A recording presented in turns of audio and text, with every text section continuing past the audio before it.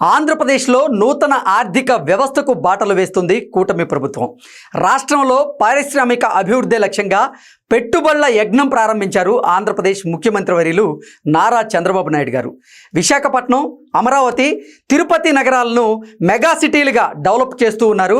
విశాఖలో జరుగుతున్నటువంటి CII investment సమ్మిట్లో 10 లక్షల కోట్ల పెట్టుబడులకు సంబంధించినటువంటి ఒప్పందాలు కుదరనున్నాయి. వీటి ద్వారా 7,50,000 మందికి ఉద్యోగ ఉపాధి అవకాశాలు దక్కబోతున్నాయి. అయితే ఇది ఆరంభం మాత్రమే అంటున్నారు ఆంధ్రప్రదేశ్ ఐటీ శాఖ మంత్రి నారా లోకేష్ గారు.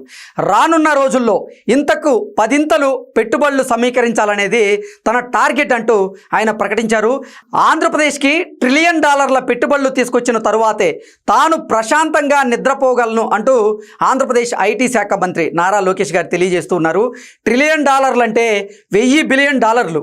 విశాఖలో డేటా సెంటర్ కోసం గూగుల్ $15 బిలియన్ ఇన్వెస్ట్ చేస్తూ ఉంది. ఈ లెక్కన గూగుల్ డేటా సెంటర్ లాంటి 100 ప్రాజెక్టులు వస్తేనే $1 ట్రిలియన్ స్థాయి పెట్టుబడులు ఆంధ్రప్రదేశ్కి వచ్చేటువంటి అవకాశం ఉంటుంది. లక్ష్యం చాలా పెద్దదే. మహారాష్ట్ర, తమిళనాడు, కర్ణాటక వంటి పారిశ్రామికంగా అభివృద్ధి చెందినటువంటి రాష్ట్రాలు కూడా ఇంత భారీ టార్గెట్ అయితే పెట్టుకోలేదు.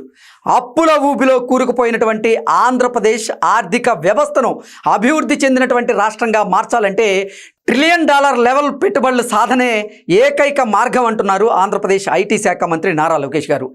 ఇంత పెద్ద టార్గెట్ సాధించాలంటే ప్రజాప్రతినిధులు, అధికారులు, పారిశ్రామికవేత్తలతో సమన్వయం చేసుకొని నిరంతరం కృషి చేయాలంటూ ఆయన తెలియజేశారు.